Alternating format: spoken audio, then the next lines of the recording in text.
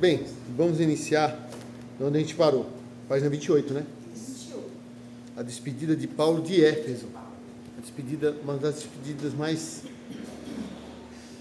mais tristes e mais comoventes, assim, que a igreja de Éfeso percebeu que não ia ver mais o fundador da igreja. E o interessante é que a gente vai entrar lá depois. Eu me lembrei que quando ele pregou em Atenas, lá, ele foi a única cidade que ele pregou e não fundou a igreja.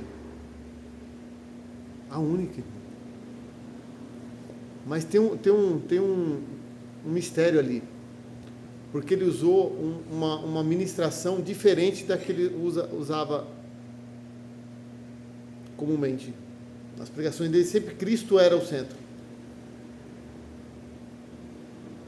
É que assim, eu estava meditando essa semana e eu queria... Abre aí, irmãos, Atos 17, só para a gente introduzir. Atos 17, para a gente ver como é que ele chegou em Atenas. Vocês lembram que ele ficou compungido, que o espírito dele se comoveu por causa da idolatria, não foi? Ele ficou... Atos 17, ele ficou angustiado. 17:15, ó. 17:15, vocês acharam? Sim. Pode ler alguém. E os que acompanhavam Paulo o levaram até Atenas, e recebendo ordem para que Silas e Timóteo fossem ter com ele o mais depressa possível, partiram. E, enquanto Paulo os esperava em Atenas, o seu espírito se comovia em si mesmo, vendo a cidade tão entregue à idolatria. Então, olha só, o espírito dele se comovia por causa da idolatria. Então ele ficou triste, ficou angustiado, ele de ver aquilo. Aí ele vai pregar, continua. De sorte que disputava na sinagoga com os judeus e religiosos, e todos os dias na praça com os que se apresentavam. Então ele estava na praça. Então a praça era um local público de todo tipo de pessoa. Agora vê só, continua, irmão, 18. E alguns dos filósofos epicureus e estoicos contendiam com ele, e uns diziam: que quer dizer este paloreiro? E outros: parece que é pregador de deuses estranhos, porque lhes anunciava a Jesus e a ressurreição. Olha o centro da pregação dele, era Jesus e a ressurreição. Vamos lá, vocês vão entender. E tornando, o levaram aos Areópago, dizendo: poderemos nós saber que nova doutrina é essa de que falas? Então, ele estava na praça, no lugar comum. O Areópago era o lugar onde ficavam só os filósofos, só a nata da sociedade, só os pensadores e tudo. E aí os epicureus levaram ele para falar com esse povo. Quem são esses epicureus? Epicureus, eles tinham, era uma turma de filósofos. Depois eu vou pôr direitinho assim, o que ele é que assim, eu preciso comprar um tablet, gente. Porque, sabe, irmão, que a gente faz a pesquisa rápida. Porque você usa, eu tenho muita coisa no meu celular. Deve fazer uma pasta. Ou então fazer uma pasta. Mas assim, você com o tablet, se você puxa aqui, aí a gente explica.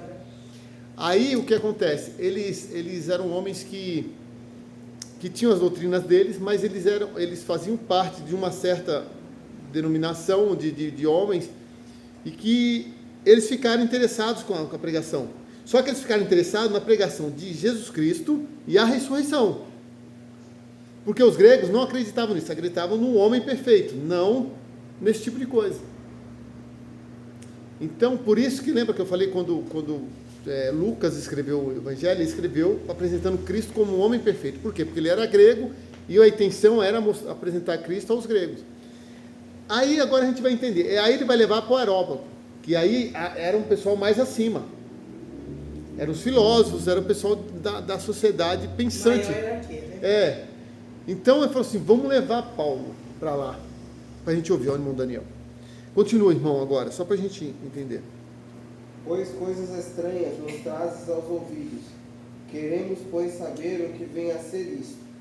Então, o que eles queriam? Eles queriam aprender mais profundamente, né? Olha a oportunidade. Olha a porta aberta para ele. Continua.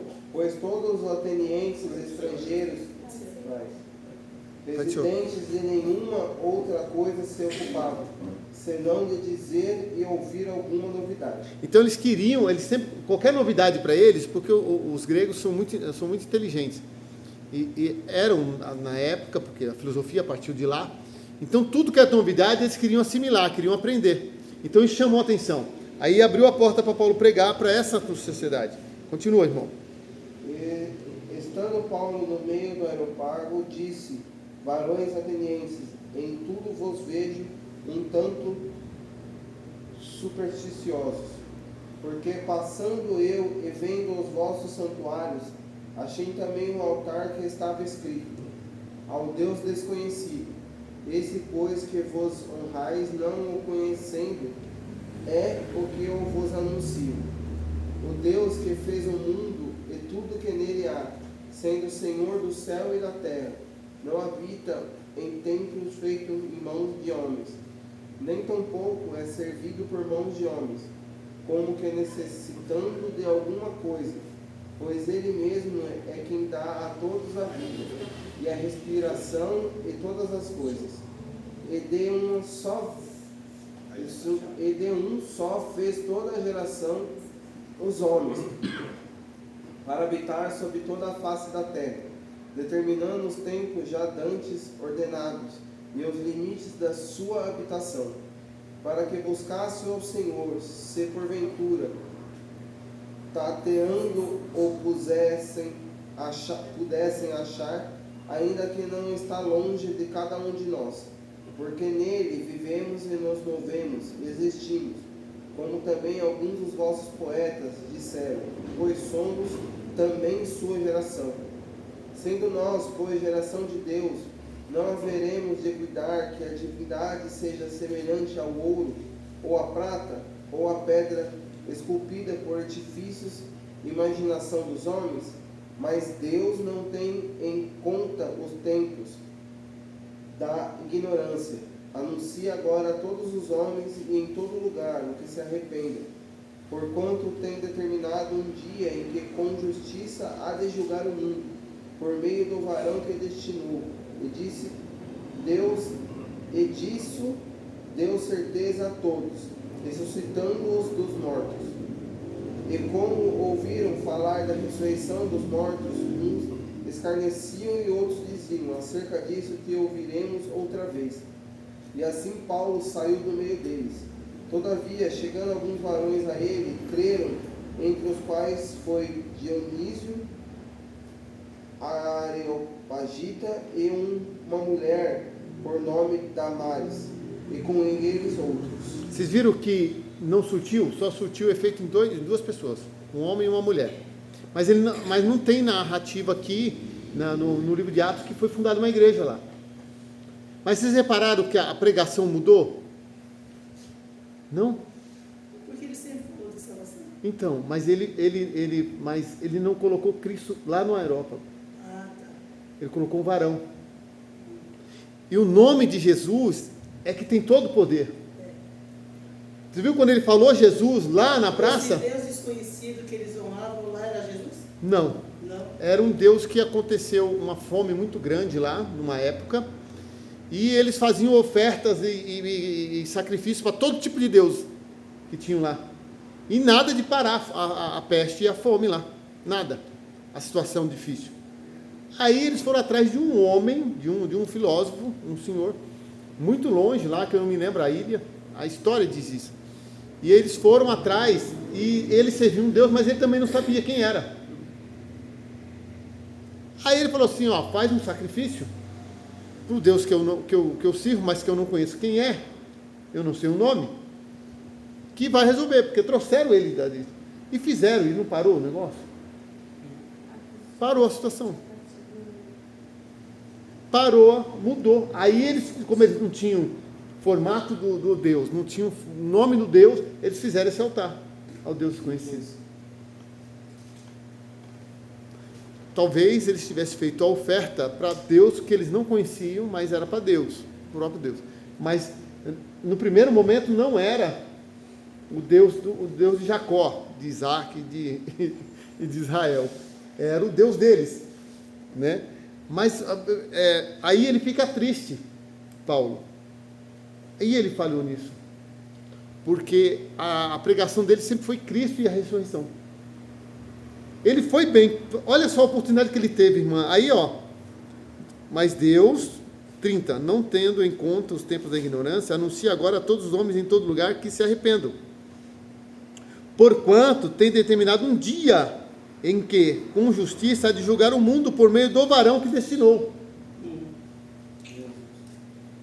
Não falou Jesus. Por isso que o centro da pregação sempre tem que ser Cristo. E aí, ele vai embora triste dali, porque ele sempre... Vocês lembram que em Éfeso ali... A gente vai ler aqui o restante. Em Éfeso, quando ele chegou, queriam até matá-lo. Mas houve queima de livros, os homens se entregaram, queimaram, derreteram as imagens. Pastor, mas ele tinha algum propósito e não anunciar que era o próprio Cristo, que era Deus?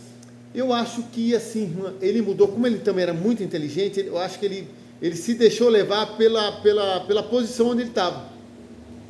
E a pregação é a mesma, tanto para rico, para pobre, para inteligente, para não inteligente. Sempre é Cristo. E ele se arrepende, irmã, disso. A senhora quer ver? Depois disso ele vai para Corinto, olha a continuação, o 18. Depois disso partiu Paulo de Atenas e chegou a Corinto, não é? Agora, olha o que ele fala em Coríntios, 1 Coríntios, acho que é capítulo 2, deixa eu ver aqui. Primeira epístola aos Coríntios. Eu já falei para vocês.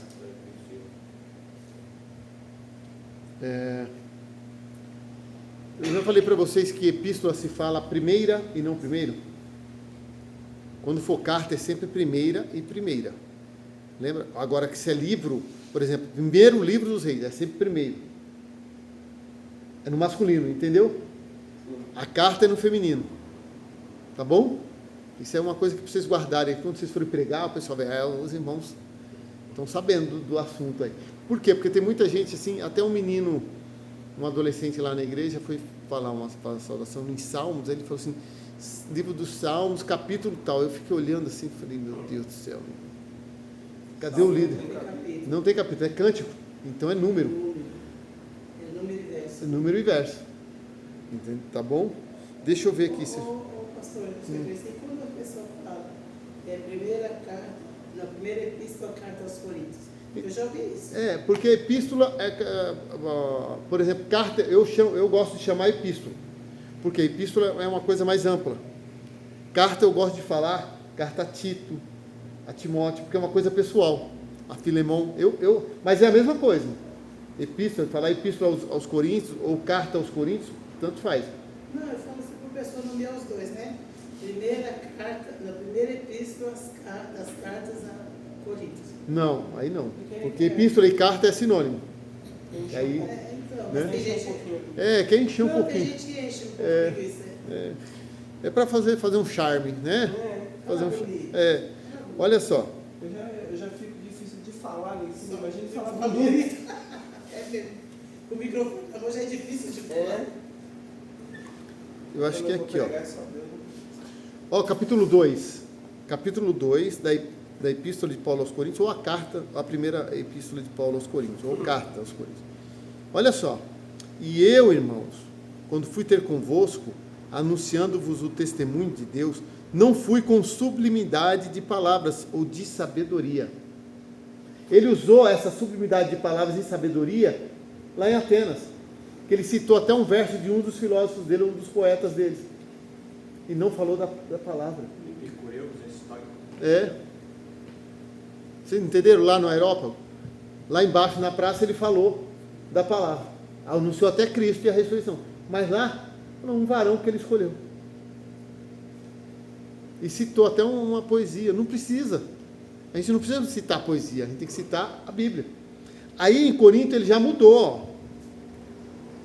Não vim com sublimidade de palavras ou de sabedoria, porque nada me propus saber entre vós, senão a Jesus Cristo e esse crucificado. E eu estive convosco em fraqueza, e em temor e em grande tremor. A minha palavra e a minha pregação não consistiram em palavras persuasivas de sabedoria humana. Viu, irmã, como é que ele mudou? Vocês perceberam? Deu para perceber aí? A diferença da pregação em Atenas e para Corinto? Aí passou a falar de Jesus. Aí foi só Jesus. Pior que ele começou bem lá na praça.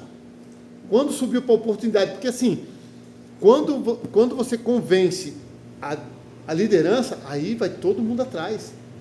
Foi isso que deixou triste Elias, porque ele não conseguiu convencer, nem converter, nem a desviada da Jezabel, e muito menos o Acabe que era dominado por Jezabel. O senhor acha que ele estava inseguro? Não, eu acho que assim, eu vejo assim, que ele mesmo percebeu que ele perdeu a oportunidade. É um momento, irmã, que às vezes a gente Tive que falar e não falou o que falou daquilo que ele aprendeu nos livros. Será que ele se sentiu intimidado? Por ser homens sábios também, pensadores? Não, então, mas ele também era, irmã. Então, mas a gente sempre vai encontrar alguém melhor do que a gente vai se sentir. Então, por isso que, mas aí é que está, toda vez, mas ele falou com governadores, falou com juízes. Então, eu acho que ali, é que nem a irmã falou, ele falou, pode ter constrangido, sim, né? Mas ele já tinha experiência. Lembra em Atos 13, que ele cegou, que ele estava falando com o procônsul, e tinha um camarada atazanando a vida dele, ele falou, Senhor, filho do diabo, até quando você vai atrapalhar os retos caminhos do Senhor? Você vai ficar cego por um tempo. Então, eu vejo aqui que pode ter sido intimidado, sim, irmão. A gente não pode descartar isso, mas às vezes a gente quer demonstrar. Acho que ele perdeu a oportunidade. Porque ele estava num lugar que tinha deuses, né? Atenas era um lugar, né? Tem muitos deuses. Muitos deuses. Então ele se viu ali, ele fala, o que eu falo agora? E aí começou a. E aí ele perdeu a maior chance, porque lá embaixo tanto é que eles levaram ele para um lugar onde. E se ele. Nossa, irmã, você já pensou o que ia acontecer em Atenas? Porque onde ele ia, que ele aplicava Jesus, pregava Jesus e aplicava a palavra na vida das pessoas, o povo se convertia. E também tem muito isso do espiritual, né? Do ambiente espiritual, das investidas do inimigo ali. Ali já estava um negócio. Porque ele tinha a hermenêutica, o conhecimento da palavra, tinha a exegese, ele aplicava, mas ele mudou a retórica. A retórica tem que ser Cristo e ele crucificado e ressurreto. Pode ver que ele diz aqui em Atenas. No final ele vem falando aqui, né? Ele veio falar só dele. Só dele. Não vim falar de sublimidade de palavras. Porque não adianta ficar falando bonito demais, igual a senhora falou. Aí o irmão fala, a primeira epístola das cartas. Fala de Jesus e pronto. Sabe? Vem aqui e fala, irmão, eu vim aqui falar de Jesus, ou de Jesus, como o mineirinho fala. Por isso que muitas pessoas, hoje, pessoas antigas, sobre toda a teologia. Porque tão jeito quando as pessoas começaram a fazer, era como se estivesse cursando um curso superior, tivesse virado doutor. Então veio com uma força muito grande. Eu lembro, tem 20 anos que eu estou no Evangelho, 21, 22 anos mais ou menos. E veio com muita força a teologia, e assim, que a teologia era intelectual da igreja. Então eles inventavam palavras assim, que até hoje eu procuro significado e eu não acho. Então, por isso, assim, aconteceu um tempo. Aconteceu um tempo com um pastor que eu conheci. E alguns irmãos vieram falar para mim, irmão, lá o pastor, ele está falando palavras, e ele é muito formado, ele tem mestrado. Só que ele estava achando que estava pregando para doutores que sentavam na faculdade que ele dava aula. E aí é diferente, o nível é outro. Aí as pessoas entendem a palavra que ele está falando. Aí eu falei, irmão, vamos orar então, para Deus tocar nele e ele mudar. Aí foi orando, Oramos 1 mês, 2, aí no terceiro mês Jesus fez a obra. Aí ele ministrou uma palavra tremenda lá no lugar, que eu me lembro que eu estava nesse dia, que ele pregou sobre as vestes do sacerdote Josué.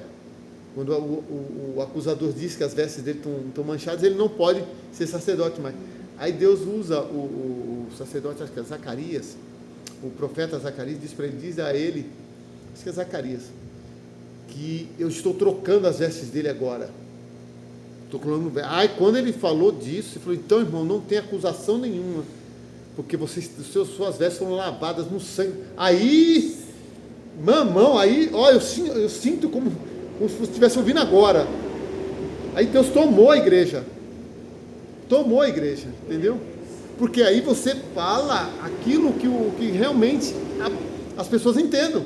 A palavra é cristocêntrica. Cristocêntrico, e tem que ser de fácil acesso. Jesus nunca falou difícil. Se você pegar os ensinos de Cristo, são sempre bem simples. Ele falou de pá, falou de trigo, falou de joio, de lavoura, de pescaria, tudo para as pessoas entenderem o reino de Deus. Então, por isso que Paulo diz, eu não vim com vocês com os problemas. Então, Paulo entendeu que não adianta ficar enchendo de alegoria. Porque quando a teologia veio, ela veio com muita força. E Cristo podia fazer quem tinha dinheiro. Então, eles vieram com... eu penso que eles achavam que o falar bonito é o que falar bem, o falar palavras de difícil tradução, que nem tem tradução, é que fazia o efeito na vida de muitos. Não é. Por isso que ele diz assim, ó, em Corinto. E a cidade de Corinto era uma cidade grande também, rica. Você viu que ele mudou, mesmo em Atenas, que era também grande, ele falou, não, agora eu vou pregar Cristo. Aí ele diz, ó, para que, olha só, a gente parou, né? A minha palavra e a minha pregação não consistiram em palavras persuasivas de sabedoria humana, mas em demonstração do Espírito e de poder, para que a vossa fé não se apoiasse em sabedoria dos homens, mas no poder de Deus. Aleluia. Todavia falamos sabedoria entre os perfeitos, não porém a sabedoria deste mundo, nem dos príncipes deste mundo, que se aniquilam, mas falamos a sabedoria de Deus, oculta em mistério, a qual Deus ordenou antes dos séculos para a nossa glória, a qual nenhum dos príncipes desse mundo conheceu, porque se a conhecessem, nunca crucificariam ao Senhor da glória. Então, vocês viram que a sabedoria que Paulo estava revelando, os ímpios tinham crucificado? Lembra que ele falou, vocês veem, falou, a rainha de Sabá andou meses para ouvir, para conhecer a sabedoria de Salomão.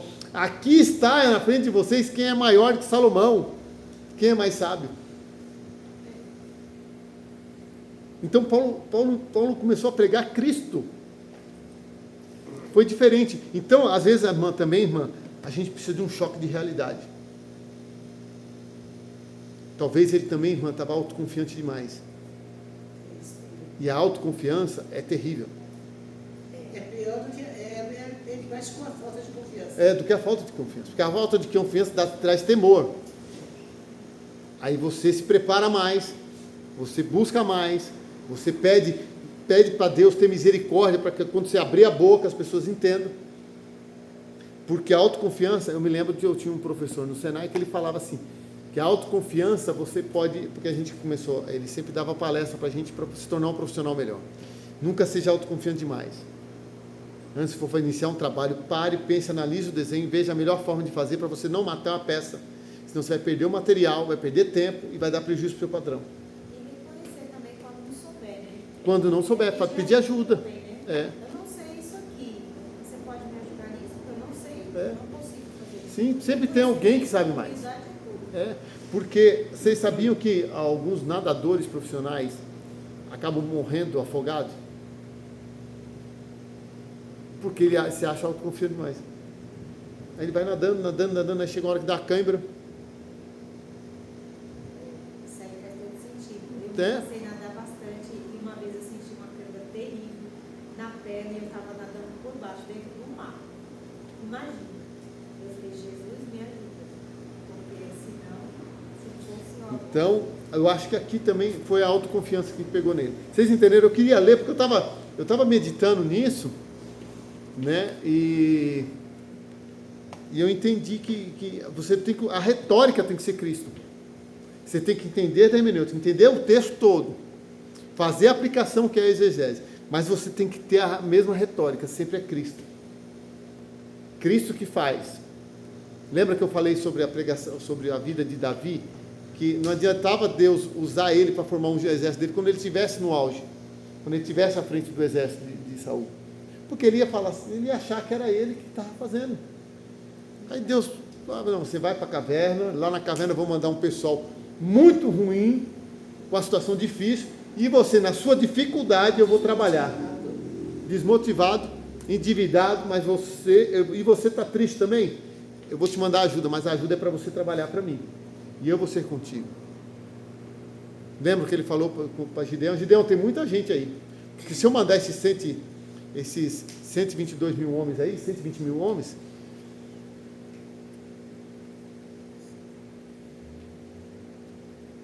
não eram 122 mil, não. Eram 32 mil homens. 135 mil eram os midianitas. E tinha 32 mil israelenses. Falou, não, está fácil, porque está um para 4, e o israelita era bom de espada. Não, aí vocês vão ganhar e vão falar, foi o meu braço. Primeiro grita aí. Os covardes e medrosos recuem.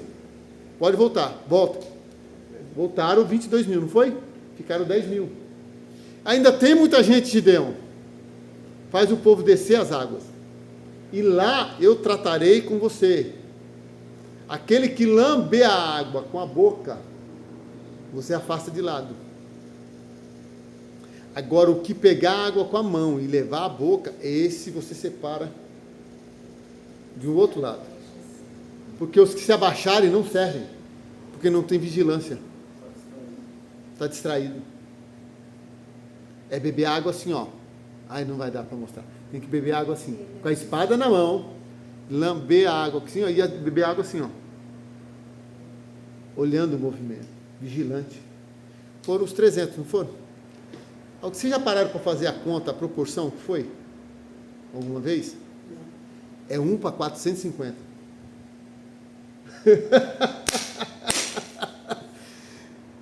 Então Deus. O maior que está conosco, Cristo. É 1 para 450. Não precisamos de muito nosso. Não. Ele, com 120, ele incendiou o primeiro século. Começou com 120. E os 12 que ele tinha lá. Vamos lá?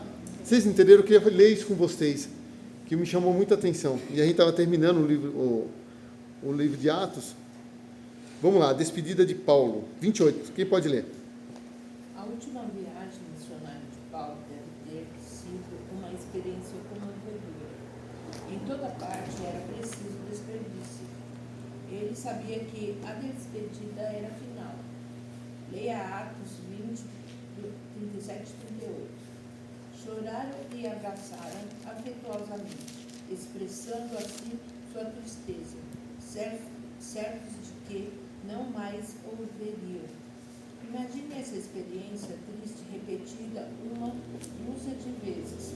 Talvez nenhum outro homem, com exceto de Davi, tenha inspirado amor tão intenso em tantos corações.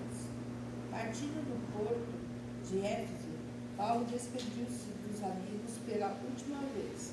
Seu destino é Jerusalém, e de agora em diante ele é visto como o prisioneiro do Senhor. Visitou Jerusalém pela última vez. Ali, uma dessas turbas que se formam com rapidez, arremeteu-se contra o apóstolo e o agarrou, acusando-o de ensinar os judeus a desprezarem Moisés. Sem dúvida, recordou-se de que 26 anos antes, ele mesmo, perto daquela cidade, tomara parte do assassínio de Estevão. Descobrindo que Paulo era cidadão romano, o comandante prometeu-lhe julgamento condigno. Paulo fez sua defesa em Cesareia, perante Félix, o governador romano.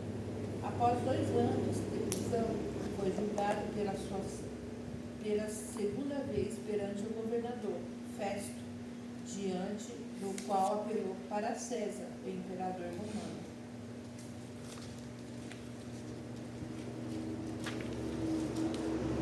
Depois de uma viagem emocionante na altura da costa de Malta, Paulo chegou a Roma. Ali ficou preso 2 anos na residência que alugara. Mesmo na prisão, o grande pregador e evangelista levou Cristo aos servidores do palácio de Nero. Servir ao mestre pode tornar luminosas as horas mais negras da vida. Quando procuramos aliviar os fardos dos outros, o nosso se torna mais leve. Durante a prisão, Paulo escreveu muitas de suas epístolas, Filemão, Colossenses, Éfeso e Filipenses. Numa cadeia em Roma, aguardando a sua execução a qualquer momento, ele escreveu a segunda epístola a Timóteo. Finalmente, de acordo com a tradição, o amado apóstolo foi condenado e decapitado. Sua alma heróica foi liberta e o corpo frágil sepultado nas catacumbas. Paulo salvou o cristianismo dos limites estreitos de uma seita judaica e o tornou um movimento de alcance mundial. Procurou derrubar as barreiras entre judeus e gentios e entre escravos e livres. Então, agora só, ele escreve aos Coríntios, vamos dar uma lida na conversa dele aos Coríntios, a segunda. O pastor terminou para a gente terminar e começar as epístolas. Irmãos, esse texto aqui, 2 Coríntios 12, eu amo assim. Quer ver? Não, é 11, olha só. 11 do 16 em diante. O sofrimento de Paulo por amor ao Evangelho. Lembra o que ele fala para Ananias, quando ele conversa com Ananias sobre Paulo? Vai, que ele é vaso escolhido por mim. E ele vai saber o que é padecer pelo meu nome. Lembra que ele fala aos Gálatas, que ninguém me inquiete. Por quê, Paulo? Porque eu tenho no meu corpo as marcas de Cristo. Lê aí, irmã Rita. Outra vez digo, ninguém me julgue insensato. Aleluia. Ou então recebei como insensato, para que também me glorie um pouco. Porque digo, não digo segundo o Senhor, mas como por loucura, nesta confiança de gloriar. Pois que muitos se gloriam segundo a carne. Eu também me gloriarei. Porque sendo vós sensatos, de boa mente, tolerais os insensatos, pois sois sofredores.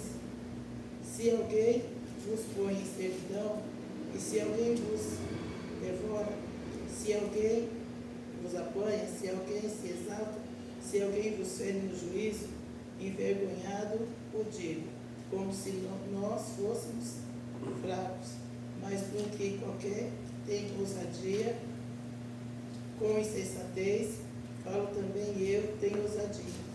São hebreus? Também eu. São israelitas? Também eu. São descendentes de Abraão? Também eu. São ministros. Continua? Pode continuar. É só aqui ele começa defendendo o apostolado dele. Sim. Né? Porque aqui tinha alguns irmãos que se denominavam também apóstolos, mas não eram apóstolos, porque não foram chamados por Cristo.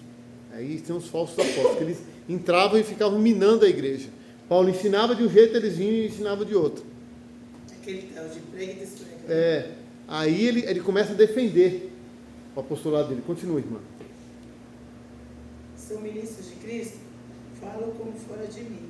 eu ainda mais. Eita, Jesus. Em trabalhos muito Aleluia. mais, em açoites mais do que eles, em prisões muito mais, em perigo de morte muitas vezes. Irmão, grifa aí na sua Bíblia. Começa, irmã. Recebi dos judeus 55 quarenteiras de açoites menos um. Põe aí se você puder assim, ó, do ladinho. 195. Ai, meu Deus. 195 açoites. Com a caneta pequenininha. Quando você for pregar, é um dado para você pôr. 3 vezes fui açoitado com varas. Meu Deus. Uma vez fui apedrejado. 3 vezes sofri naufrágio. Uma noite e um dia passei um abismo. Em viagens muitas vezes, em perigo de rios, em perigo de salteadores, em perigos dos da minha nação, em perigos dos gentios, em perigos da cidade em que prego, em perigos no deserto, em perigos no mar, em perigos entre os falsos irmãos. Quer dizer, não tinha lugar, né? Não tinha lugar de sossego, não. Tem muita gente que passa pela uma prova e já quer. Em trabalhos, em fadiga, em vigílias muitas vezes, em fome e sede, em jejum muitas vezes, em frio e nudez. Além das coisas exteriores, me oprime cada dia o cuidado de todas as igrejas. Mesmo com toda a perseguição, mesmo com todo o sofrimento, ele ainda se preocupava com a igreja. Com as almas, né? Com as almas. Quem enfraquece que eu também não enfraqueça, quem se escandaliza que eu também não abrace, se convém gloriar-me, gloriar-me-ei no que diz respeito à minha fraqueza. O Deus e Pai de nosso Senhor Jesus Cristo, que é eternamente bendito, sabe que eu não minto. Em Damasco, o que governava sobre o rei, Aretas pôs guardas às portas da cidade dos damascenos para me prender. E fui descido num cesto por uma janela de muralha e assim escapei das suas mãos. E aí tem gente que acha que uma olhada meio torta, né? Não, pisãozinho no pé. Irmã, tem gente que às vezes vê, se a gente não tiver maturidade espiritual, você não fica em lugar nenhum. Você sempre vai ter. Por isso que eu peço maturidade espiritual. Para você aguentar, Discernimento suportar. espiritual, ter inteligência espiritual. Isso Sempre, porque a gente sempre. tem E hoje em dia, se tiver, qualquer não lugar que aguenta, você não. for, você não tem um erro, tem alguma coisa. Sim.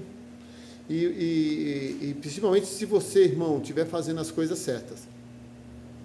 Se você estiver procurando fazer o que Deus está mandando, o que a tua palavra diz, irmão, você vai ter dentro. Você viu que ele falou até mesmo dos irmãos.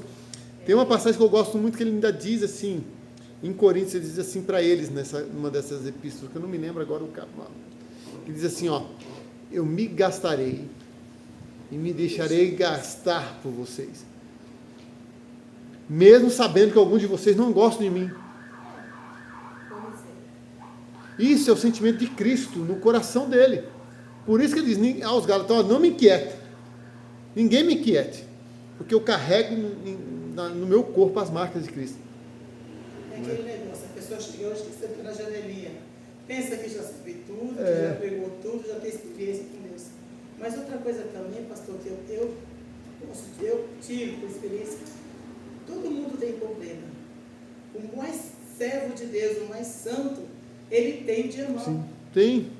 Então vai ter dia que ele não vai querer conversar, vai ter dia que você vai falar e ele não vai te responder. E se te responder, vai te dar uma pancada, porque é ser humano. Jesus não deixou imune a isso. Não. Ele deixou que nós teríamos aflição. O próprio Uma coisa que o Jesus. pastor Gilberto, eu tive que passar para me entender o que o pastor Gilberto sempre ensinou. Porque aqui a gente, desde quando veio para o Evangelho, a Francisca vai dizer que a gente sempre viveu de ensinamento. Com o pastor Gilberto é assim.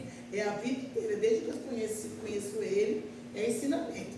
É da consagração. É o tempo inteiro ensinando, falando, explicando, chamando a atenção. E ele falou uma coisa, ele falou, sempre falou para os obreiros, toma cuidado com o que você vai falar lá em cima, porque você não sabe como aquele irmão saiu de casa. E eu passei por isso quando eu tive problema, 5 anos atrás. Francisco acompanhou com a minha filha, com uma das minhas filhas, e desestruturou toda a minha saúde. Me deu problema emocional, problema psicológico, eu tinha crise. E então eu comecei a entender, porque eu comecei a ouvir certas coisas, As pessoas estavam me acusando pela atitude da minha filha, que já tinha 21 anos. Chega a falar na minha cara, a culpa é sua. E você já não está bem. Uhum. Se ainda vem alguém te falar, não, vou te ajudar, não, te culpa. Então eu vim entender o que o pastor Gilberto falava, que era para tomar muito cuidado com o que se falava nisso. Porque a gente nunca sabe como o outro chegou. Então, muitas vezes eu chegava aqui, eu queria um abraço. Eu queria um ombro, porque eu só chorava. A gente tem que tomar muito cuidado, principalmente quem tem o microfone na mão. Porque a nossa palavra, a palavra que tem que sair da nossa boca tem que ser temperada. E a ministração da palavra, ela tem 3 propósitos: edificar, exortar e Exortar, ensinar e redarguir. consola. Então o que ela faz? Ela exorta, e exortar não é aquela pancada, exortar é animar a pessoa. É. Porque tem gente que fala que exortar é para bater no povo, não é. Exortar é para animar o povo, é dar ânimo. Consolar. E qual é o outro? Edificar. Olha só, edificar, consolar e exortar. Não tem nenhum sinônimo de matar, de prostrar a pessoa. Mesma coisa do cajado, que o povo usa o cajado do Salmo 23.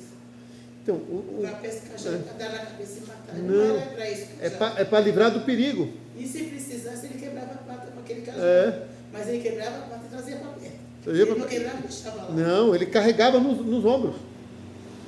Se precisar, ele carrega nos ombros. Então, aí os intelectuais de hoje fazem isso. Falam que o cajado é para matar, não. Não cutuca nem bode.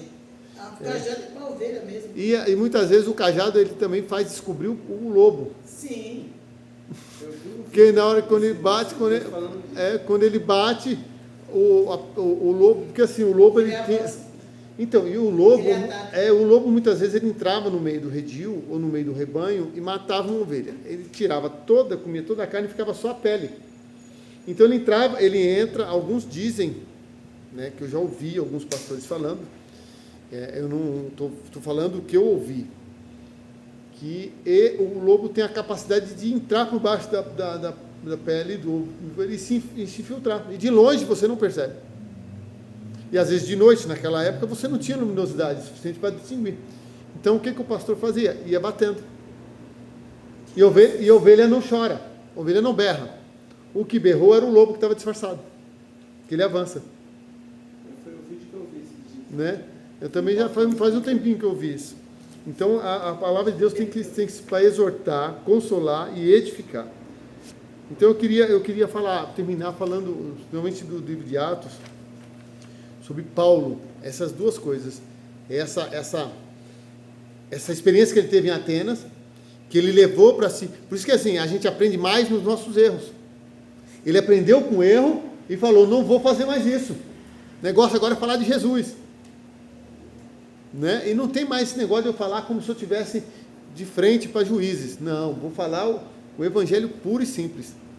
Vamos lá, aos Romanos, Pastor, página 30, também, pode falar. ele pregou para esses líderes, esses deuses, eles eram tudo filósofos. Eles não Sim. conheciam de Deus, né?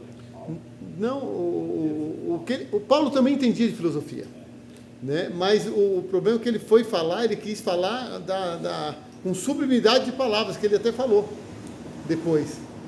E pode ver que ele não colocou, a gente leu, não sei se o senhor estava aqui, a gente leu o texto, que na praça, com as pessoas simples, ele pregou Cristo e o Cristo ressuscitado, ou crucificado. E quando chegou no aerópago, falou assim, vai chegar um dia do juízo, que Deus vai julgar todos, pelo varão que ele escolheu, mas não é que ele escolheu, era o filho dele.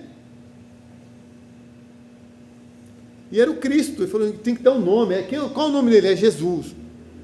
Aonde ele nasceu? Ele nasceu lá em Belém. Viveu aonde? Viveu na Galileia. Né? Viveu em Nazaré, numa cidade pequena.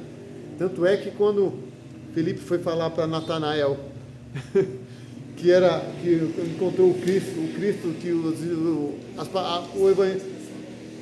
que os profetas disseram, ele falou assim, rapaz, mas será que vem alguma coisa boa de Nazaré? Aí Felipe, olha, isso é muito interessante, irmão. Você falar na hora que você está evangelizando. Porque tem muita gente que às vezes vê uma igreja pequena e não crê que tem a palavra. Ah, mas onde que é? É ali, irmão, na avenida.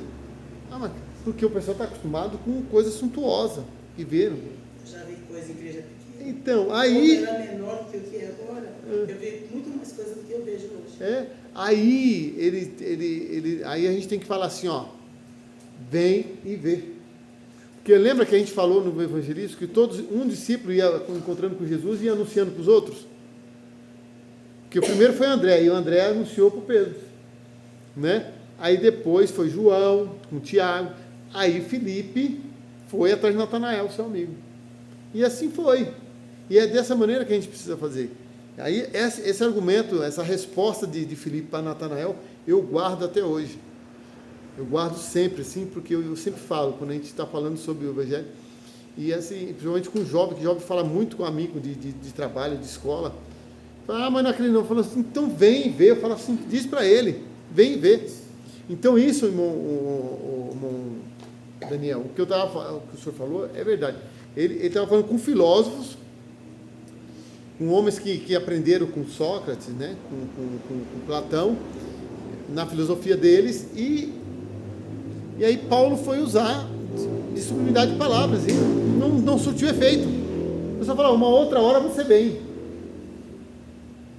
E ele saiu sem resultado, e aquilo entristeceu ele.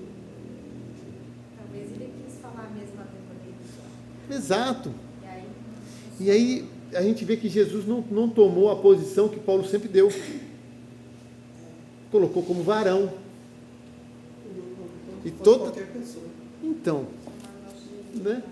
Mas não é escolhido. Jesus foi morto antes da fundação do mundo. Olha se ele fala isso. Antes de ter o sol, antes de ter a lua, o Cristo que eu prego já tinha sido morto.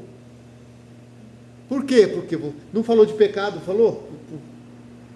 Não falou. Não falou sobre justificação.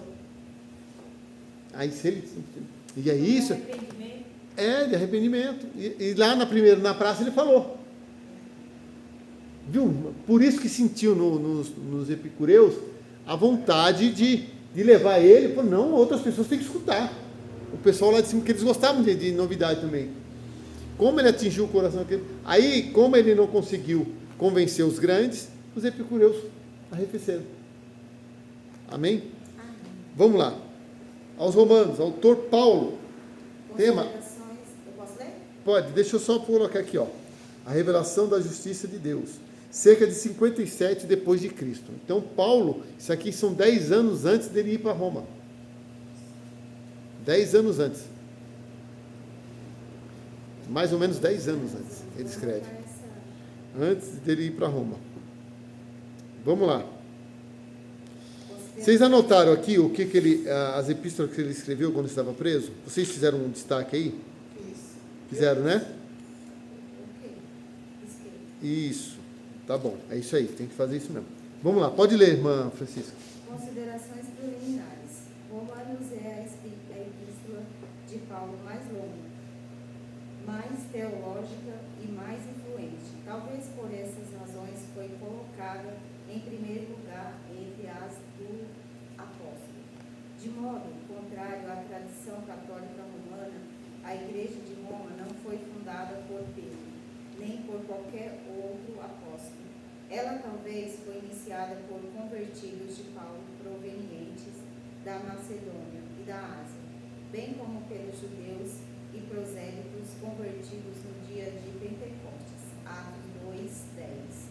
Paulo não tinha Roma como campo específico de outro apóstolo, Romanos 15:20. Em Romanos, Paulo afirma que muitas vezes planejou ir até Roma para lhe pregar o Evangelho, mas que até então fora impedido. Romanos 1:13-15 a 22. Reafirma seu desejo de ir até eles. Romanos 15:23 e 32. Paulo, ao escrever esta epístola, pede sua terceira viagem missionária, Romanos 15, 25, 26, Atos 22, 3, 1 Coríntios 16, 5, 6, estava em Corinto como hóspede na casa de Gaio. Romanos 16, 23, 1 Coríntios 1 a 14. Enquanto escrevia Romanos através Ó, do seu... deixa eu só... Isso, pode ir lá, irmão. Termina só esse parágrafo que eu vou dar uma dica para vocês. Enquanto escrevia Romanos através do seu auxiliar, Técio, Romanos 16, 22, planejava voltar a Jerusalém para o dia de Pentecostes, Atos 20, 16, provavelmente na primavera de 57 ou 58 depois de Cristo. Isso, ó, uma coisa aqui, ó. Não foi ele que escreveu de próprio punho. Ele ditava e Tércio escrevia. Isso aí pode cair na prova. Tá bom? Anota aí. Faz um... Não foi ele que escreveu. Ele ditou e Tércio redigiu. Tá bom? Aí anota aí. Era isso. E entregar pessoalmente uma oferta de socorro das igrejas gentias aos crentes pobres de Jerusalém. Romanos 15, 25, 27. Logo a seguir, Paulo esperava para partir para a Espanha, levando-lhe o Evangelho, visitar de passagem a igreja de Roma e receber a ajuda dos crentes ali, para prosseguir em sua caminhada para o oeste. Romanos 15, 24 e 28. Paulo escreveu, antes aqui está escrito, propósito. Isso, aí, ó. Ó, irmãos, quando você tiver assim, dá um destaque assim, ó. Esse propósito, a visão panorâmica, que isso aqui é muito bom você, quando você estudar, você guardar isso. Qual o propósito da carta? Qual a visão panorâmica da carta? Então, primeira coisa, quem escreveu? Quem ditou? Paulo. Quem escreveu? Tércio. Por quê? Provavelmente alguns irmãos já falaram que ele já devia estar com problema de visão. A visão dele já devia estar fraquinha já. Então, e como era uma carta muito, muito longa, aí podia forçar muito a visão dele. Vamos lá?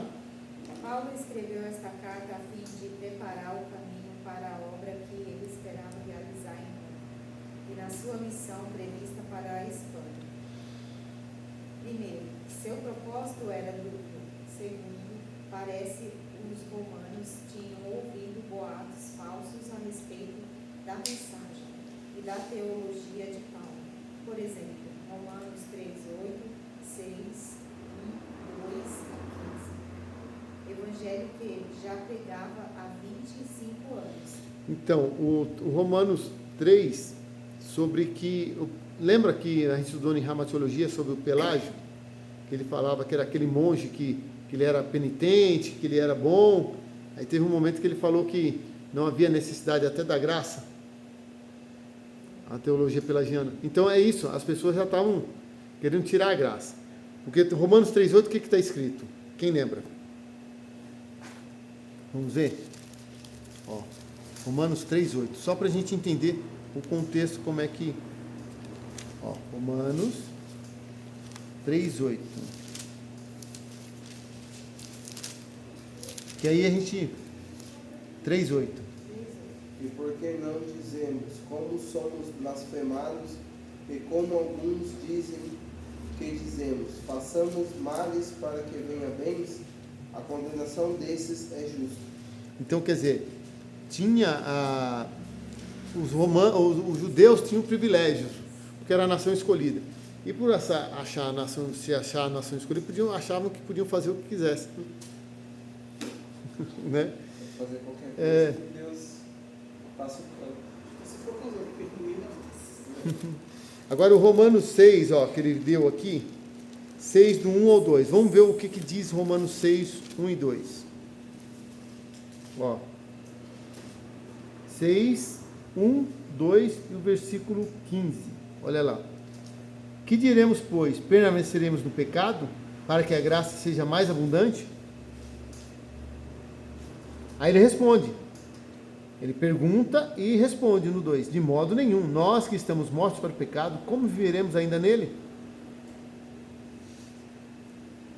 Então, quem está em Cristo, nova criatura? É. Tudo se fez novo. As coisas velhas já passaram. Aí, vamos lá no versículo 15. Só para a gente se situar.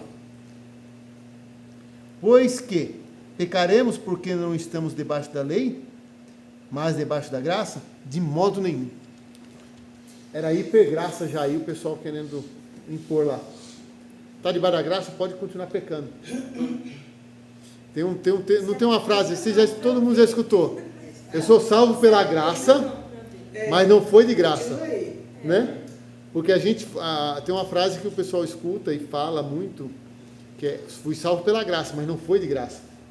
É verdade. Ainda tem mais ainda que eu já ouvi falar. Para beber você paga, para fumar você paga, para prostituir você paga, tudo você paga. Tudo que faz isso, que é de graça. Você não quer. Não quer. Verdade. Pode continuar, irmã Francisca. 2. Queria corrigir certos problemas da igreja, causados por atitudes erradas dos judeus, para com os gentios. Por exemplo, Romanos 2, 1, 29, 3, 1 a 9. E dos gentios para com os judeus. Por exemplo, Romanos 11 a 32. Visão panorâmica. O tema de Romanos está em 16, 17, a saber, que no Senhor Jesus a justiça de Deus é revelada como a solução à sua justa ira contra o pecado. A seguir, Paulo expõe as verdades fundamentais do Evangelho. Primeiro destaca o fato de que o problema do pecado é a necessidade humana da justificação, são universais. Romanos 1, 18, 3 a 20. Grifa aí, o tema de Romanos está em 1,16. Mas grifa assim, a saber, que no Senhor Jesus a justiça de Deus é revelada como a solução à justa ira contra o pecado. Qual foi um exemplo que a gente pode ver sobre a ira de Deus sobre o pecado? Quem lembra no Antigo Testamento? Antigo Testamento? É. A ira de Deus? É. Foi quando ele, lá no deserto, lá, abriu o mar e os ali foi a ira de Deus. Ali é um exemplo, que no deserto abriu que ali foi o livramento, né, dos ímpios, dos egípcios. Mas tem um, irmão, que é o exemplo clássico mesmo. Gênesis 6, o dilúvio. Não foi por causa do pecado, que o pecado subiu às narinas de Deus e Deus chegou a se arrepender de ter criado o homem? Quando o dilúvio é um exemplo da ira de Deus, do cálice da ira de Deus. Outro, No Antigo ou no Novo? no Antigo, porque Paulo, porque no Novo Testamento a gente não tem, só tem um exemplo em Cristo, porque a ira de Deus veio sobre Cristo para que nós fôssemos justificados. Deu para entender?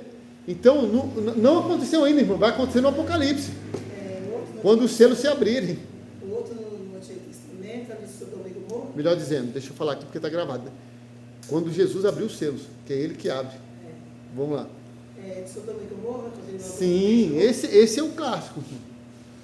Quando veio um enxofre, porque ele fez no fogo, e outra, foi primeiro no fogo, foi primeiro na água, e depois no fogo. Porque ele prometeu que não seria mais na água. Mas não falou dos outros elementos. Porque falou que não seria mais na água. Aí ele jogou o enxofre e o fogo em Sodoma, e a terra vai passar pelo fogo também, durante a ira de Deus. Né? Então, aí Paulo fala sobre a justa, revelar como a solução a sua justa ira contra o pecado. Então, por quê? Porque Jesus recebeu toda a ira de Deus no corpo dele. Por isso que ele falou assim, para que se afastasse o cálice. Que cálice é esse? Era o cálice da ira de Deus. Por isso que ele grita, ele brada assim, Deus meu, por que me desamparaste? Porque ali O pecado afastou Cristo de Deus, do Pai. Pode ver que todo momento, quando ele vai se referir a Deus, durante o seu ministério, ele sempre falou Pai. Pai, porque tinha intimidade. Mas quando a ira veio, quando o pecado, melhor dizendo, ali na cruz, veio todo sobre ele, aí ele diz, Deus meu, quem me desamparasse? Porque ele não chamava mais de filho, porque separou. E contra Faraó, Deus estava bravo? As 10. As 10 pragas? Irmã, ele ainda deixou o povo vivo.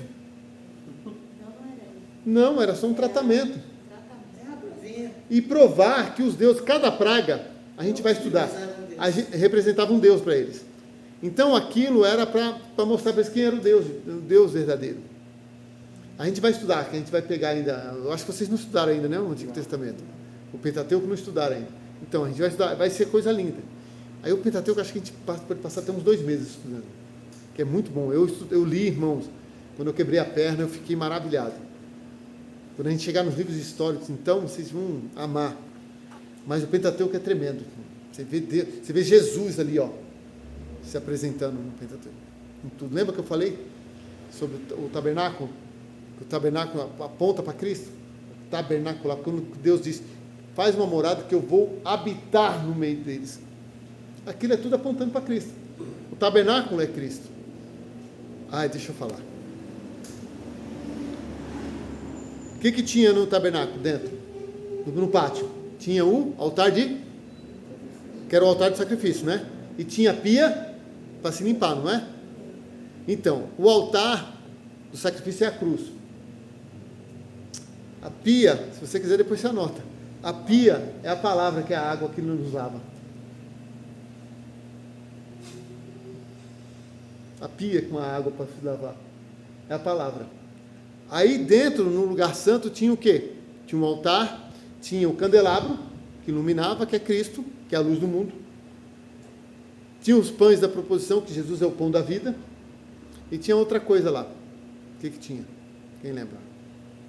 Tinha 3 coisas. Eita, gente. Vocês vão me deixar? Vamos lá ler. Você põe no grupo para nós. Vamos lá. Porque a gente pode ler, ó. Mas está no vídeo. Vamos ler. Do tabernáculo. É Êxodo.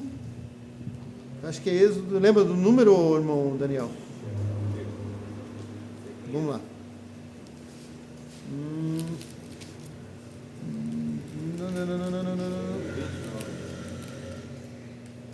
Quer ver?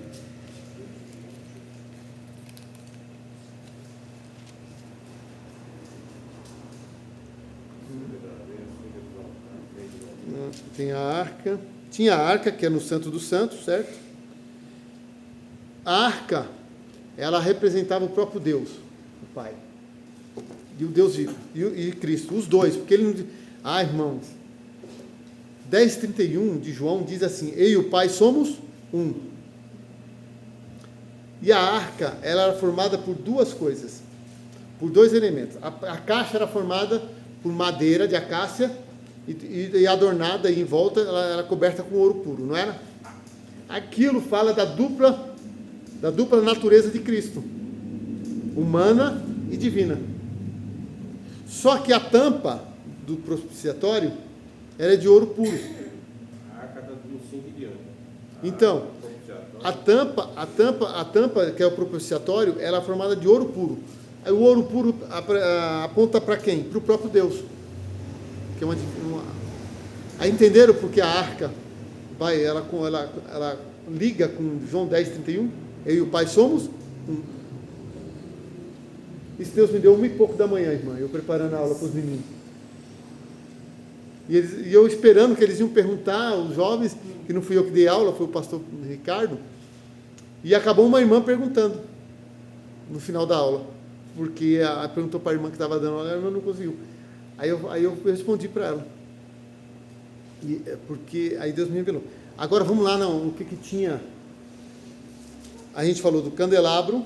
Está 25 de ano. Então, e tinha o incensário. Não era o incensário? E quem é que é o sacerdote? Lembra que eu falei? Quem é o sumo sacerdote? Aleluia! Jesus é bom. Jesus é bom. Então, por isso que ele falou em João 5,39, examinai as Escrituras, porque são elas que de mim testificam. Né? Era só isso que eu queria falar. A gente vai aprender, deixa quando vier. Aonde que ele entendeu?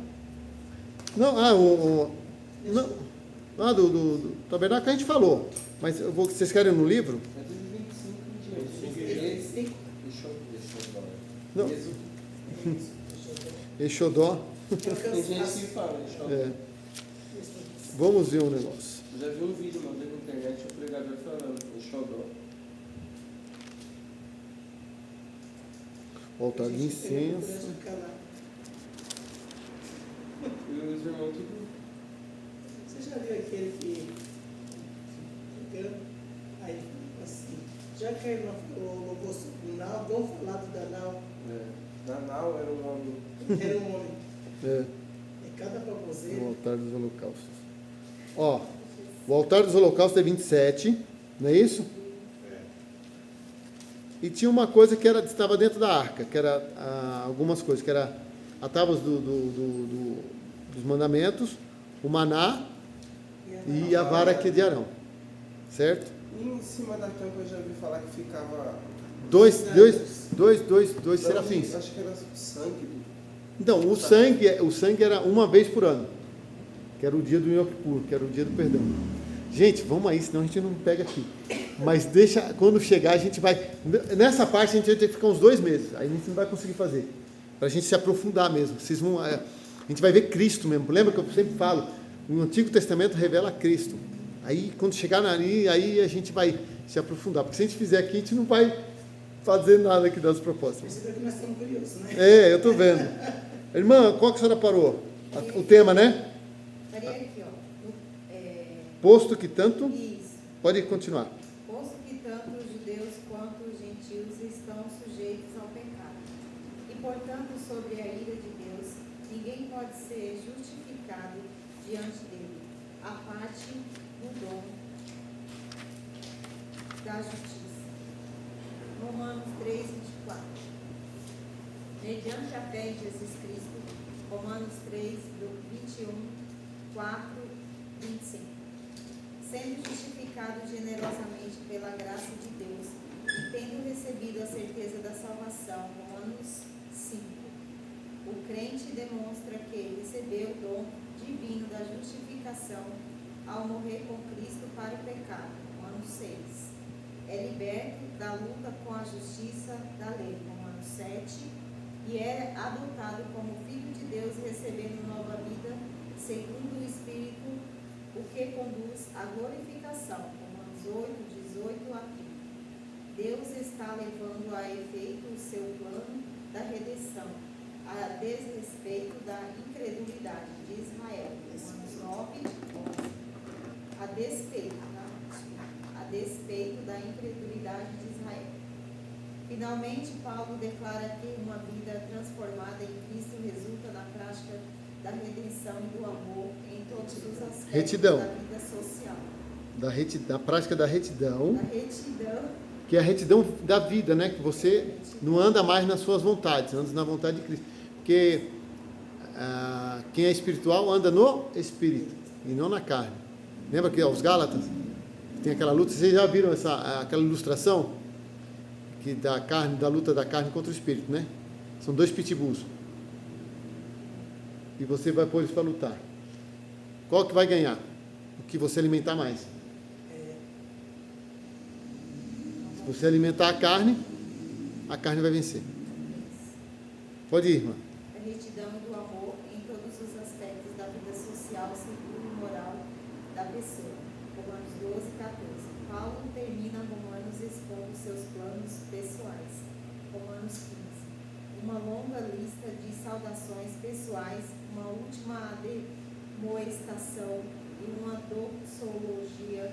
Romanos 16. É essa a palavra? Isso, doxologia. Depois eu coloco, que agora eu não estou lembrando o significado corretinho de doxologia, né? Mas eu coloco no grupo lá. Características Deixa eu só especiais. assim, lembra que eu falei para você dividir? Como dividir as epístolas, lembra? Tem epístola curta, é dividida em dois. A primeira parte é teologia, é doutrina, é ensinamento, e a segunda parte é aplicação. A de Paulo aqui, essa Romanos, você pode pôr a doutrina, 2/3 dela. A aplicação é do 13 em diante. Vai até o 11, 12, mais ou menos, que é a doutrina pura. Que vocês podem ver que ele fala sobre o pecado, a justificação, sobre o pecado, sobre que não há condenação mais àqueles que estão em Cristo, porque todas as coisas cooperam. Aí no 9 ele começa, aí dá outro ensino, no 9 diante, sobre os judeus. Os judeus, eles abriram mão, não quiseram saber de Cristo, mas não foram tirados de maneira nenhuma. Aí ele começa, aí ele explica por quê. Então, aí depois ele começa a aplicar, a aplicação do capítulo 12 em diante, se eu não estiver enganado. Né? Por quê? Porque no capítulo 12 ele não começa assim: rogo-vos, irmãos, pela compaixão de Deus, não é isso? Que apresentei os vossos corpos como sacrifício vivo, santo e agradável a Deus, que é o vosso culto racional. Vocês viram como Paulo muda um pouco não, drasticamente. Mas a ideia é a mesma, o sentido é o mesmo. No Antigo Testamento se falava muito de coração. Lembra que Jesus falou, por que vocês arrasou no coração? Lembra? Por quê? Porque a cultura judaica tinha que, a maldade, as intenções partiam do coração. Por isso que Jesus estava falando para judeu, então tinha que falar como que os judeus entendessem. Se o seu coração é trevas, você todo vai ser trevas.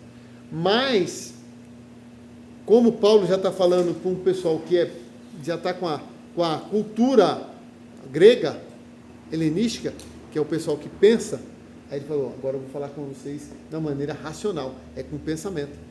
Se fosse para judeu, ele estaria falando com o coração. Lembra quando Jesus fala sobre os 2 mandamentos, os 2 grandes mandamentos? É amar a Deus com todo o seu entendimento e toda a sua alma, não é? E amar ao próximo como a ti mesmo. Por que alma? E não, né? Não coração. Lembra que o Salomão diz que tudo que tiver de guardar, guarda o teu coração, porque dele saem as saídas da vida. Mas ele quer dizer, guarda a tua mente. O que você está pensando? O que você está maquinando? A sua consciência. Aí vocês estão. Aí, então, o trimestre falou sobre consciência, não falou? Umas aulas aí. Consciência, não falou de consciência? Uma aula da IBD? Acho que foi domingo passado que teve, se eu não tinha enganado. Sobre consciência. Tá bom? Então é isso. Aí ele termina uma longa. Agora vamos, as características especiais. É aí, né, irmã, que a gente vai, né? É. Pode continuar. 7. Destaques principais caracterizam Romanos. Primeiro, Romanos é a mais sistemática epístola de Paulo. A epístola teológica, por exemplo, por excelência do Novo Testamento. Segundo, Paulo escreve no estilo de pergunta e resposta ou de diálogo. Por exemplo, Romanos 3, 1, 4, 6, 9, 31 a 31. Autoridade bíblica na apresentação da verdadeira natureza do Evangelho. 4. Paulo apresenta a justiça de Deus como a revelação fundamental do Evangelho. Romanos 1, 16, 17. Deus restaura a ordem, a situação do homem em Jesus Cristo e através dele. 5. Paulo focaliza a natureza dupla do pecado, bem como a provisão de Deus em Cristo para cada aspecto. A. O pecado como uma transgressão pessoal. Romanos 1, 5, 1 a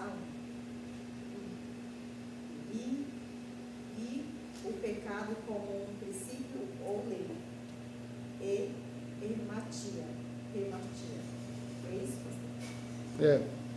E Isto amatia. é a tendência natural e inerente para pecar, existente no coração de toda pessoa, desde a queda de Adão. Quem lembra dessa aula de amatiologia que eu falei? Por que nós pecamos? Por pensamentos? Por coisas? Por quê? Porque a nossa natureza é caída, pecadosa, pecaminosa. 6. Só um pouquinho. Né? Então, porque aí por isso que assim Paulo, a epístola de Paulo é a mais teológica. Ele dá um intensivão de teologia com Paulo aqui no capítulo, na epístola aos Romanos. Aí ele fala sobre a teologia e o pecado. Pode ver, o pecado como transgressão pessoal. Nós somos responsáveis pelas nossas falhas. Lembra como Davi, quando ele pecou, ele falou assim: não, Senhor, fui eu que errei. Reconheceu. Então, nós quando pecamos, nós temos que saber que fomos nós que pecamos. Mas também, por que a gente peca? E o pecado, como princípio, é lei. Por que nós pecamos? Porque nós pecamos e a gente precisa entender isso e reconhecer. Porque a nossa natureza é caída. E da onde vem isso? Vem do princípio. Isto é, a tendência natural e inerente para pecar, existente no coração de toda pessoa, desde a queda de Adão.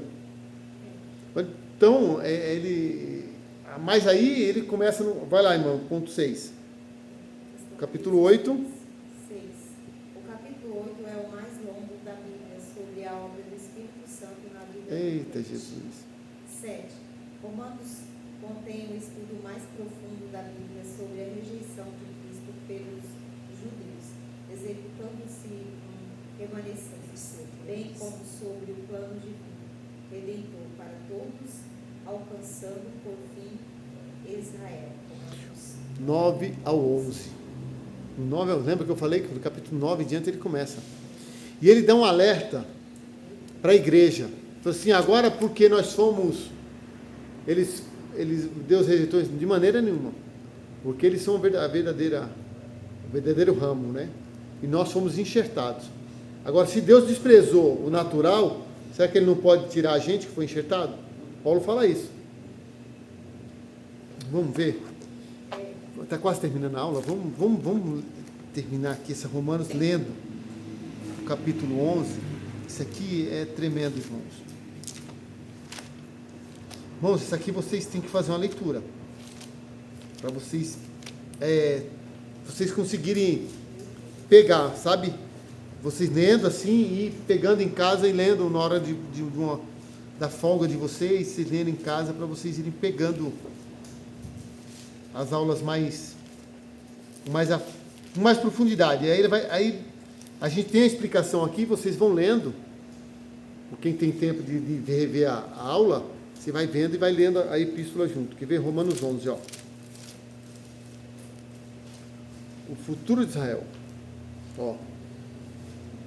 Digo, pois porventura, rejeitou Deus o seu povo?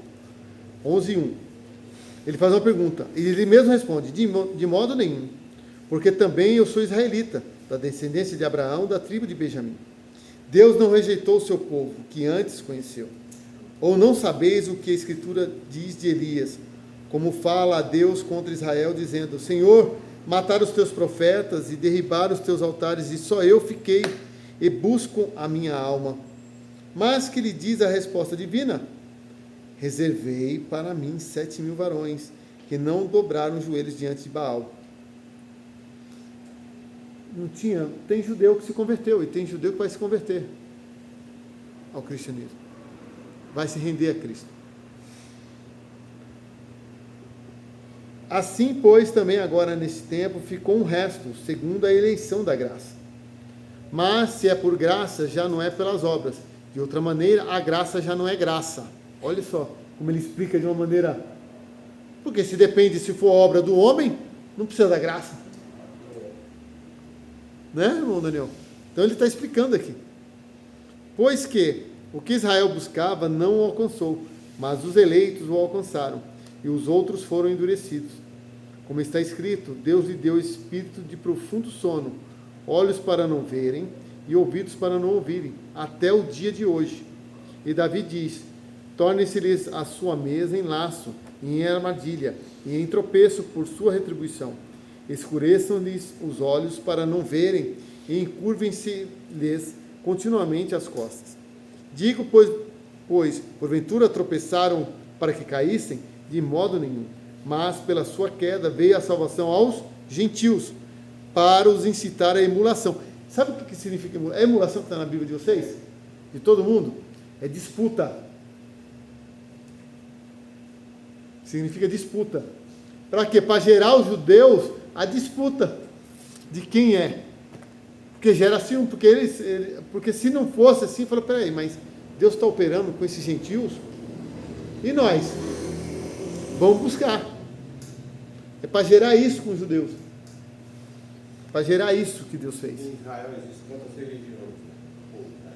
Não, o povo de Israel, depois da diáspora, depois que eles voltaram do cativeiro, nunca mais eles se voltaram contra outro Deus. Nunca mais. Eles falham porque eles deixam algumas coisas acontecerem lá, principalmente em Jerusalém, com aquela passeata gay lá, mas eles se prostrarem a outros deuses, nunca mais. Eles aprenderam. Você pode ver que eles só falam Yeshua não, eles falam Yahvé, Jeová, né? Então eles, tanto é que para as guerras eles cantam os mesmos salmos que os israelitas louvavam antes da guerra. Tem cristão remanescente, né? Tem judeu,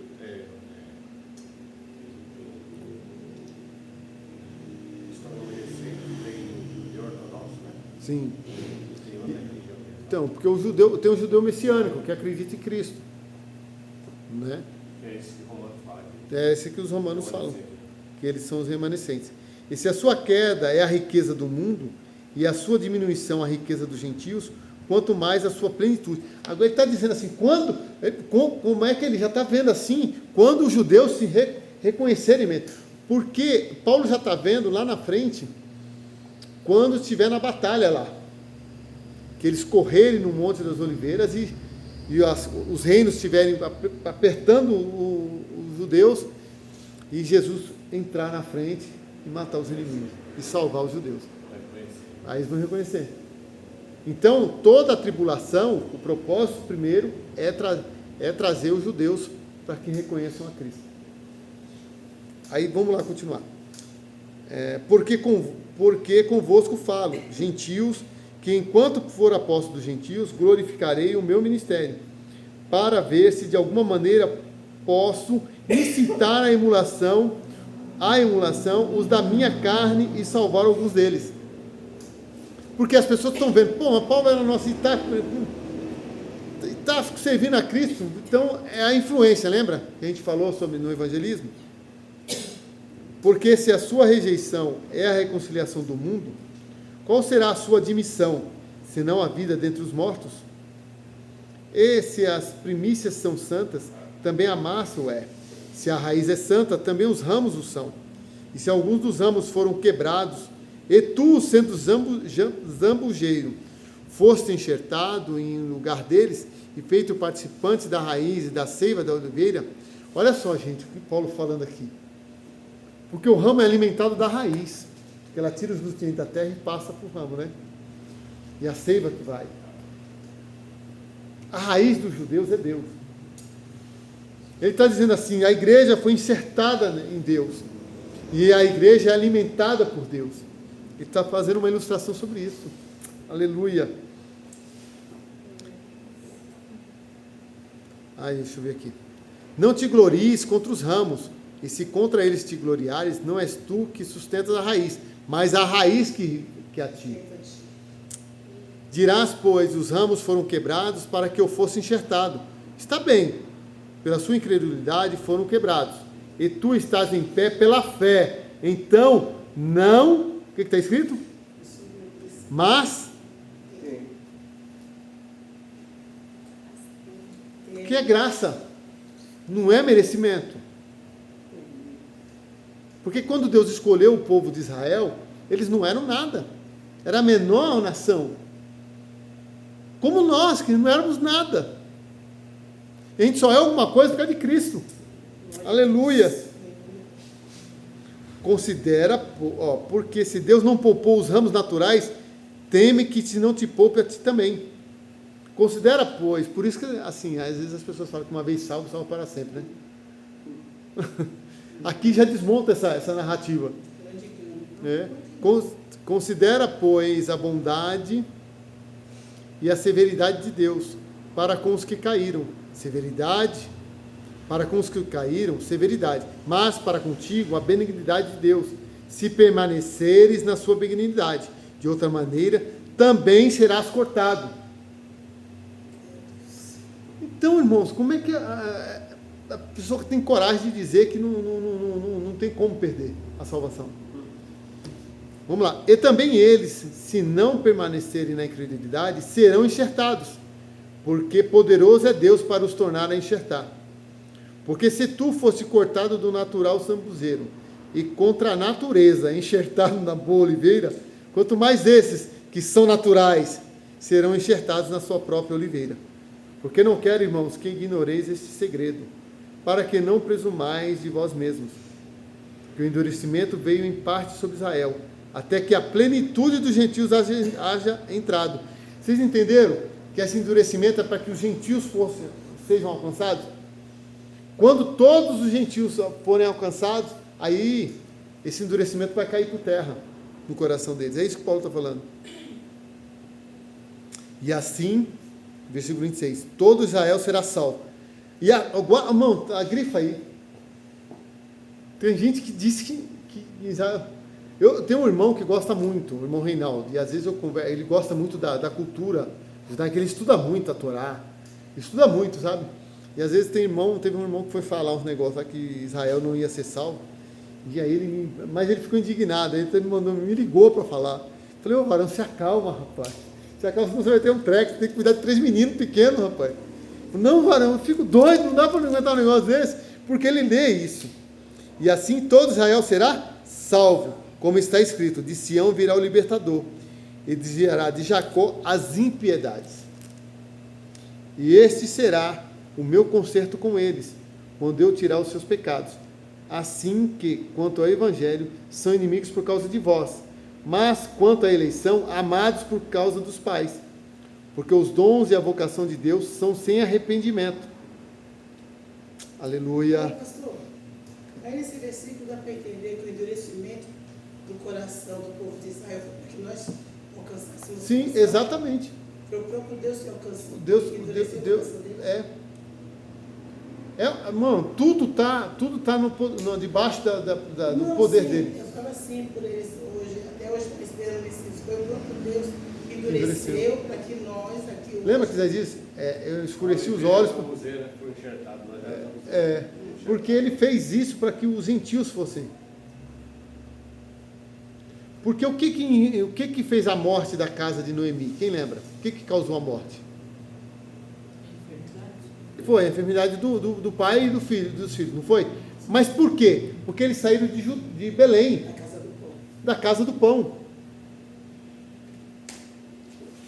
Quando você sai da casa do pão, você morre espiritualmente. Eles morreram fisicamente.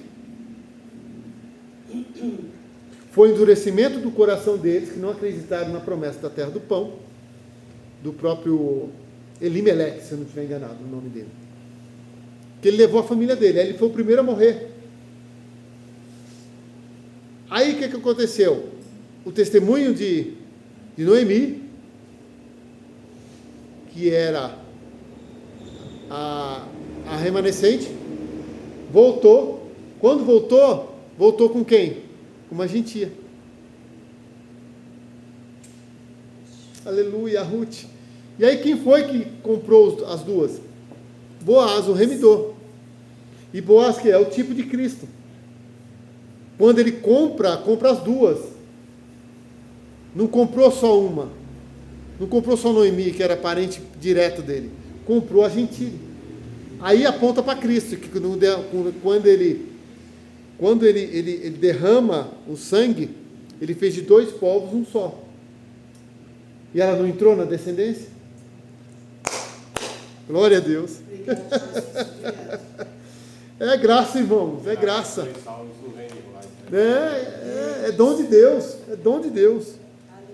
E assim, e quando ela fala assim que o teu Deus será o meu Deus, onde você deitar eu vou me deitar, ali Deus falou assim, é ela mesmo.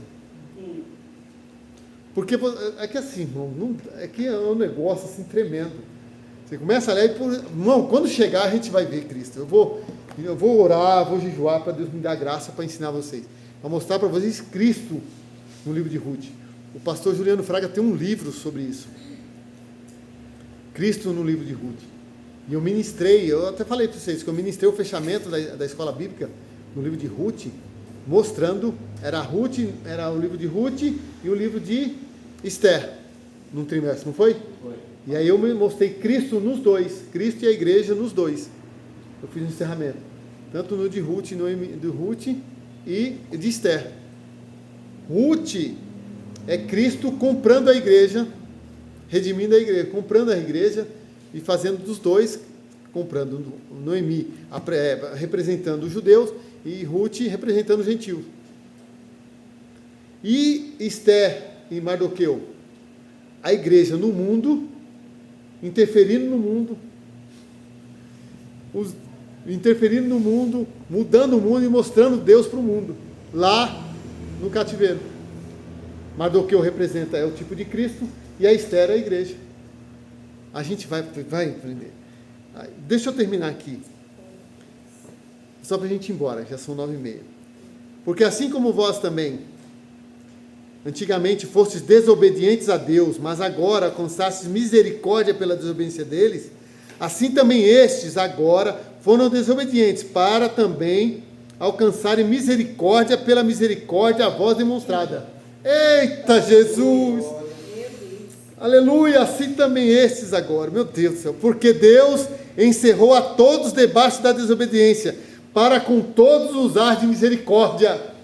Aleluia! Aí ele termina cantando assim, ó profundidade das riquezas, tanto da sabedoria como da ciência de Deus.